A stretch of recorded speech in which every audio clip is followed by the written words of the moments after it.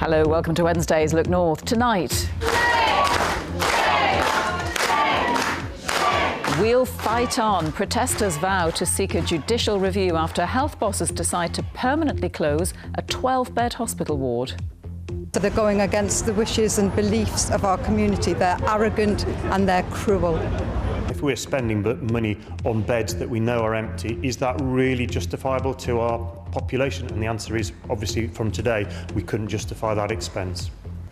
A Newcastle man is found not guilty of the murder of 27-year-old Jodie Wilkinson, who was stabbed to death in a Tyneside street. Taking the art world by storm, the former soldier badly injured in the army, who's taught himself to paint. And some new faces at York Minster, with carvings unveiled as part of a restoration plan. In sports, Sunderland let in 5 as pressure mounts on the Championship strugglers.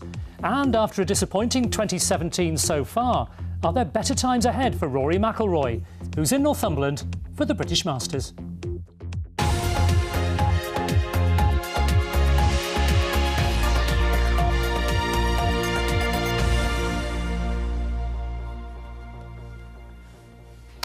The fight goes on. That's the message from angry protesters in the Northumberland town of Rothbury after health bosses announced the 12-bed ward at their community hospital is to close permanently.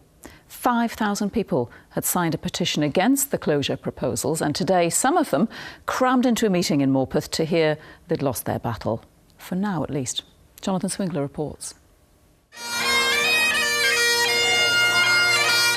As they marched through the town, they knew the odds of a decision going their way were stacked against them. The NHS bosses were in Morpeth to discuss the future of the beds at Rothbury Community Hospital. It was shut initially on a temporary basis in September last year. There was a consultation about its future. Ours is a very, very rural community, and we have people living in isolation out in tiny little hamlets. It's unfair and unjust to expect them to have to travel so many miles to hospitals in the cities, and their partners and loved ones often would find it impossible to go and visit them there.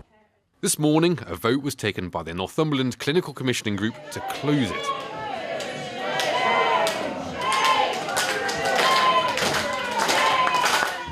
Shame, they shouted.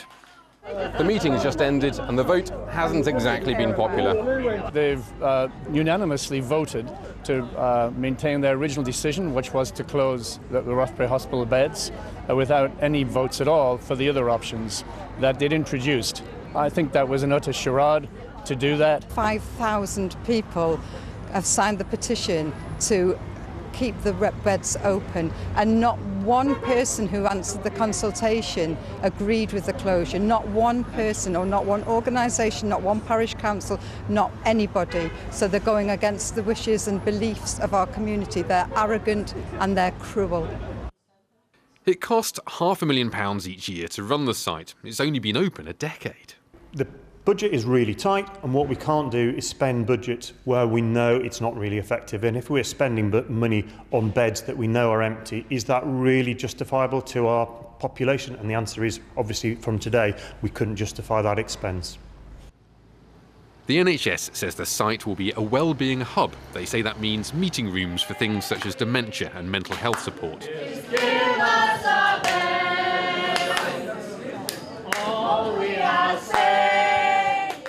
The protesters say this isn't over and will carry on campaigning.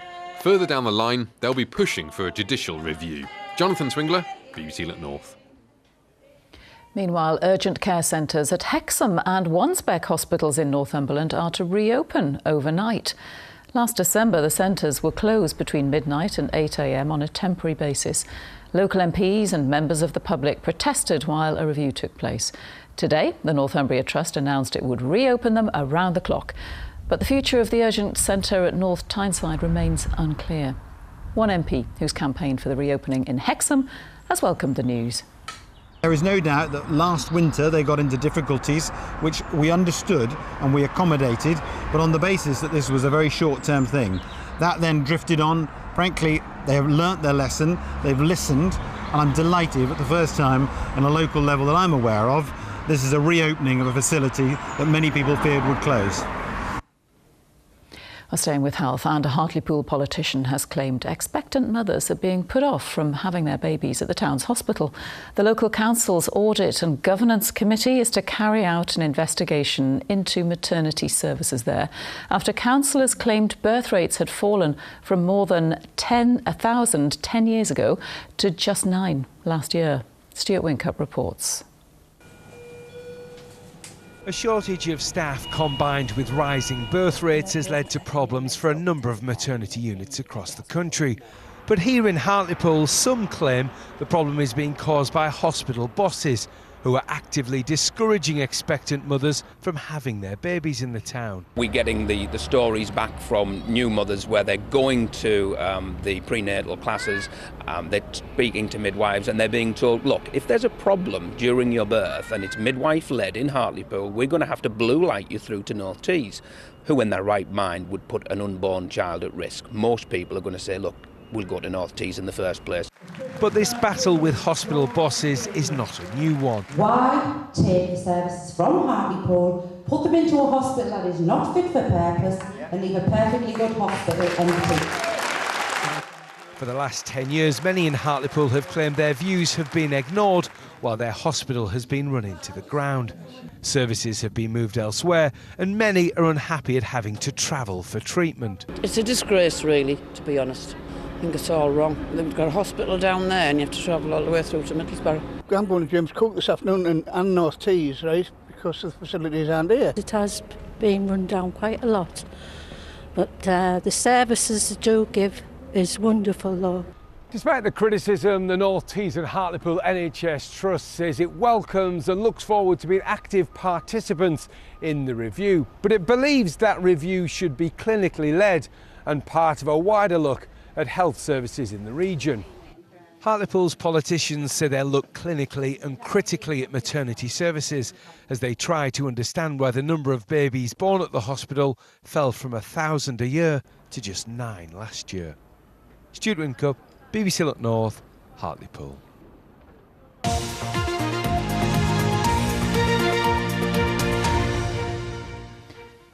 A Newcastle man's been found not guilty of the murder of 27-year-old Jodie Wilkinson, who was stabbed to death in a Tyneside street.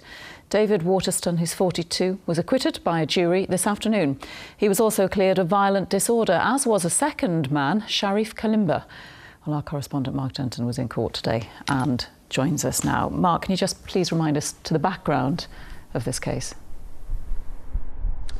Well, Carol, Jodie Wilkinson was very much a young woman whose life was improving. Jodie won a community award, a Young Community Award, for voluntary work that she'd done. But on October the 17th last year, she was on Stanhope Street in Newcastle. There was an altercation between two groups of people. She was very much on the periphery of that, but she was stabbed, she collapsed and very sadly died. All this happening at a time when children were being picked up from local schools.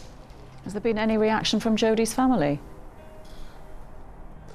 Well, her family left court visibly distressed this afternoon. They have issued a statement thanking their legal team, but saying that Jodie was taken from them very much before they had a chance to say goodbye. They said she was in the wrong place at the wrong time and that her life was taken by a complete stranger. And the man who was found not guilty of murder today, Mark, has there been any word from him? Well, Mr. Waterston exercised his legal right not to give evidence at his trial. He was found not guilty of murder this afternoon, also found not guilty of the riotous display in the street as well. But his defence counsel said at the trial today, summing up his case, that the jury had to be absolutely sure that something had gone terribly wrong in this incident, something terrible had happened. But he said they had to be sure beyond reasonable doubt who had actually carried out that offence. He said that was an absolute cornerstone of the justice system, Carol. OK, thank you, Mark. Up to 3,000 members of the GMB union who work at the Sellafield nuclear site in Cumbria went on strike over pay today. Sellafield Limited says its 1.5% offer is fair and is what it can afford. The GMB says its members have seen their pay fall behind inflation, whilst accusing management of taking eye-watering bonuses. The problem that we have with Sellafield going back several years now is a macho top-down culture. There's a kind of masters and servants approach, and that needs to change. What this company needs is a vision for the future. So we need a fair pay deal plus certainty and a vision for the future, which, you know, the negotiators get that, but whether that's going to happen is another thing. Now, when Durham Police wanted to train their officers in spotting the signs of domestic abuse, they could have hired experts to run training courses or give lectures. Instead, they turned to a theatre company. And what the writer and actors produced has now become an acclaimed stage production being performed in Newcastle this week. Jerry Jackson's been watching rehearsals. Like boxers in the ring, husband and wife are fighting in court for custody of their children. Your Honour, she loses it! In the play Rattlesnake, Susie and James are both played by female actors. Their lines all inspired by real-life experiences of women controlled by coercive men. Do you or do you not shout at our son? Abuse isn't just physical violence. My job is to give a voice to those women as the playwright. It doesn't come out of my imagination, it comes out of a truth, and it's placed into a piece of fiction. The children crying. She's mad. Got depression. This, though, wasn't originally intended for an audience of anyone but police officers. In 2015, the law changed to make coercive control in relationships a crime. Durham Police wanted to train their officers how to spot the subtle, easily missed signs of mental abuse. It certainly helped one officer of 20 years' experience. It was really quite enthralling, and we were gripped with it. Because it's such an emotive subject, it came across really well, and it got to the heart and helped us understand, because I think unless you've been in that situation or witnessed it close at hand, you could be a little bit sceptical about what it's all about.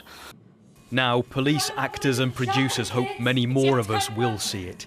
Rattlesnake is at Newcastle's Live Theatre till Saturday, then touring the North East and York through October. Times have changed. Once upon a time it was behind closed doors.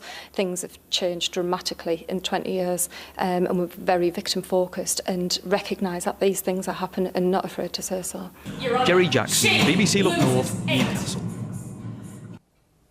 Hard-hitting. Right, still to come this Wednesday evening, the latest sport from Mark Tulip, plus the grotesque carvings expected to adorn York Minster for the next 200 years. No, this isn't one of them. Weather-wise, looks like a nice day tomorrow, but we've got loads of weather to fit in between now and then. Join me later for the full forecast.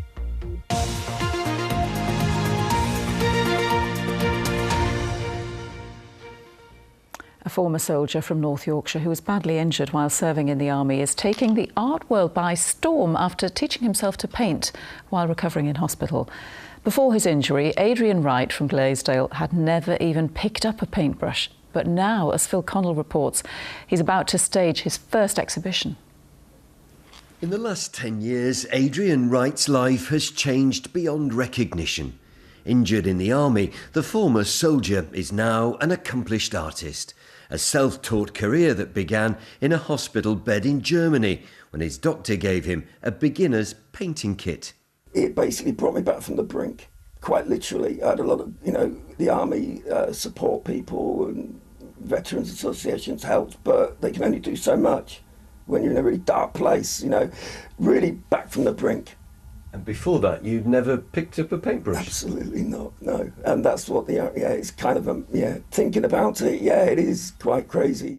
But Adrian's paintings could soon be selling for hundreds of pounds. And at this North Yorkshire gallery, his first exhibition, inspired by the North York Moors, is about to be staged. When I first saw his work, and I had a tip-off from a local friend to go and see his work, and I was amazed. I went into his little studio and it was just a treasure trove. It's very strong, emotional work, and just a hidden talent. And working from his wheelchair, Adrian's devised a simple technique, one that's helped him to develop his own unique style of painting. I can't reach the top portion of the canvas, it's just I wouldn't be able to maintain the quality of the brush strokes and palette knife strokes. So what I've had to do through learning and persevering is turn the canvas So it's actually upside down, and turn it round so I can pin that part of canvas upside down, which apparently I've been told in a positive way has quite an effect on my style. The art exhibition opens in Danby on the 19th of October. An extraordinary story that's inspired an extraordinary talent. Phil Connell, BBC Look North, Glaisdale. We all seem to like them here. Very nice. OK, grotesque carvings have looked over York Minster for hundreds of years, but now there are some new faces. 4 carvings have been unveiled today as part of a restoration. The new grotesques will have to face the Yorkshire weather, but should be in place for around 200 years. Emma Glasby's been to take a look. It's thought in medieval times grotesques were designed to ward off evil spirits. But these latest additions to York Minster are more for decoration. The 4 new carvings are based on the biblical story of King Solomon. Stonemason Victoria started work here as an apprentice. This is her first carving for the Minster. It is very daunting to do something like this. I had to learn everything from scratch, from making a model and then learning how to do small details like faces and eyes and hair and things. It's amazing really, I'd be able to point up to it and say that I did it. This evil character has snatched a baby. The man who carved her and the child decided to Google screaming baby images to get it just right. Now, after around 200 hours of work, he's preparing to let his piece face the Yorkshire elements. It'll very quickly blend in once the birds have sat on top of its head and done their business and the weather's taken a toll and the liching gets established. It all very quickly blends back into the fabric of the original building. The more weathered grotesques, though, are of course still a vital part of the building, but it's hoped these new carvings will be looking over York for the next 200 years. Up close like this, you can really see the intricate detail on these carvings, the pained expression on this mother's face because her baby has been snatched away from her. It really is a privileged view because, of course, in future, you'll only be able to view these grotesques from 70 feet below on the streets of York. They are hidden right now as the 11-year restoration project continues. Hopefully the scaffolding will come down in about 10 years' time and the grotesques will be on full view. Emma Glasby, BBC Look North, York. Something brighter now. A couple of nights ago on Look North, we met Misha McNeil from Concert, you might remember. She's currently England's top female bobsleigh driver and had hoped to go to the Olympics. Yes, but with just 5 months to go, her funding was stopped and a heartbroken Misha set up a crowdfunding page to raise the amount needed to get her and her teammate plus bobsleigh out to the Games. And great news, she's done it. She needed £30,000, didn't she? And she's surpassed it. What's the total? £33,180, the very latest there. Checked in the last few minutes. Brilliant. South Korea. Well done, Misha. Here we come. Yeah. Absolutely. Not so much cheer in football, though, Mark. Not really, no. It was a disappointing night for Carlisle and Middlesbrough, but a disastrous one for Championship strugglers Sunderland, despite making 5 changes. The 5-2 defeat by Ipswich Town, managed by ex-Black Cats boss Mick McCarthy, was their 6th in the last 7 matches. There are even fears of back-to-back relegations. Sunderland manager Simon Grayson will have begged his players not to concede early yet again. You could almost have predicted, though, that they would, and that the goal scorer would be old boy Martin Waghorn, who came through the club's academy. In fact, Waghorn was to add 3 goal assists. In fairness to Grayson's strugglers and stragglers, they got back on level terms quickly. Fullback Billy Jones, an unlikely saviour. But Ipswich took a 2-1 lead into the half-time break, courtesy of this effort. And the Tractor Boys then ran roughshod over a Sunderland defence, which quite simply can't defend. We're too easy to play against, said Grayson afterwards. One of their truly creative players, Aidan McGeady, at least reduced the arrears with the goal of the game. But the home side's 5th goal was probably no more than they deserved. Sunderland will next travel to Grayson's former club Preston in the bottom 3 and in apparent freefall. Curiously, the only Championship club beaten by the Wearsiders this season are an improving Norwich side, who scored early at in-form Middlesbrough, an absolute belter from James Maddison, and then resisted a huge amount of pressure to inflict on Borough their first defeat in 8 games. Carlisle, meanwhile, literally threw away all the feel-good factor they gained from that 5-0 away win last time out. taking on Stevenage at Brunton Park in League Two. They'd spurned several chances when a pair of second-half howlers by on-loan Liverpool goalkeeper Shamal George gifted the visitors a 2-0 win. Not a great night for two of our goalkeepers then. Now, for much of the week, we've been building up to the British Masters. It heralds the return tomorrow of big-time golf to Northumberland, which hosted several European Tour events back in the noughties. The Close House Tour professional Lee Westwood has organised the four-day tournament, but even household names like Westwood would be pleased with this putt from our Team Talk pundit Steve Harper in today's Pro-Am tournament. Well done, Steve. Now, one of the big stars on show, of course, will be Rory McIlroy, as Jim Knight reports. Come Pro-Am Day, cue the high jinks. With the infamous Jeremy Kyle welcoming a trio of Liverpool footballing legends onto the first tee in his own inimitable style. Robbie Fowler last night won the Celebrity Hero Challenge. This is a man who got booed because he said that Liverpool are going to batter Newcastle this weekend. And of course, one of the great things about being here on Pro-Am Day is you just never know who you're going to bump into. And there are some really big names here, from stage, screen and sport. But the man they all wanted to see was four-time major winner Rory McIlroy. The former world #1's still box office material. And one lucky youngster not only won the junior competition yesterday, he also got to meet his hero. No, I never really thought I was going to actually meet him in my life. So it's just, yeah, a dream come true. And yeah, it was just amazing. As for Rory, his golf may not be firing on all cylinders just at the moment, but the new Mrs. McIlroy is obviously enjoying her time on Tyneside. I actually just got a text from my wife before coming in here, and she said she was out shopping and loved it and felt like it was home for her, but slightly better. So yeah, it's a lovely town, lovely city. A few of my mates from high school went to university here, and they tell me it's a good night out, but I think I'll give that a miss this week. But the fun stops tomorrow, and it's down to the serious pursuit of birdies and eagles. Jim Knight, BBC Look North, Close House. Cricket finally, and despite his late-night arrest in Bristol earlier this week, Durham's Ben Stokes was, as expected, named in the squad for the Winter Ashes Tour of Australia alongside ex-teammate Mark Stoneman, who's now with Surrey. There's a good spread of Yorkshire talent, with captain Joe Root, keeper Johnny Bairstow and Gary Ballance also on the plane. In Division 1 of the County Championship, Yorkshire may be safe from relegation, but they lost pretty heavily this afternoon to the new champions Essex. Meanwhile, Durham will be set, I should think, an unlikely victory target on the final day of their Division 2 match at Worcester. Could use some rain, Carol. Really? Yes. Oh, my goodness. So it's a draw. We might be able to oblige, Paul, I think, because somebody said it might be gloomy. I think we can oblige with some rain, yes. We can always do that, can't we? Yes. I think over the next few days, set to see quite a variety in the weather, that's for sure. Today was a decent day, as displayed here by one of the BBC weather watchers. Almost good enough for sitting at the seaside. Tomorrow looks like a nice day as well. Plenty of sunshine, feeling quite warm with light winds as well. But we've got plenty of weather even to fit in between now and then. We've been watching this area of cloud and rain out to the west today. It's a weather front. It's heading our way, and as we head into the evening, well, the rain's already across parts of Cumbria. It spreads right across the region through the night. Some heavy bursts in amongst it as well.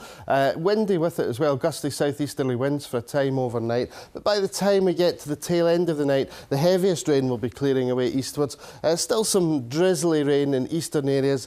Cumbria largely drying up by the end of the night. Very mild. Temperatures no lower than 12 or 13 Celsius. So it's a cloudy start tomorrow, but the last remnants of the overnight rain should clear away readily from eastern areas, and then we start to see things brightening up. The clouds lift and break through the morning, and plenty of sunshine around through the afternoon.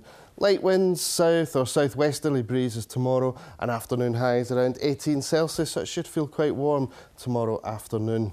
It is a varied theme for the next few days, though. After a decent day tomorrow, another frontal band comes in from the west on Friday. Bit of a gap again for Saturday, with sunshine and showers. And then we're watching the tail end of the weekend as this next Atlantic system comes in, potentially bringing us some more wet and windy weather as we head through Sunday and into Monday. So, for the golfers at the Masters then, it's certainly going to be varied. A decent day tomorrow, after a bit of a slow start perhaps.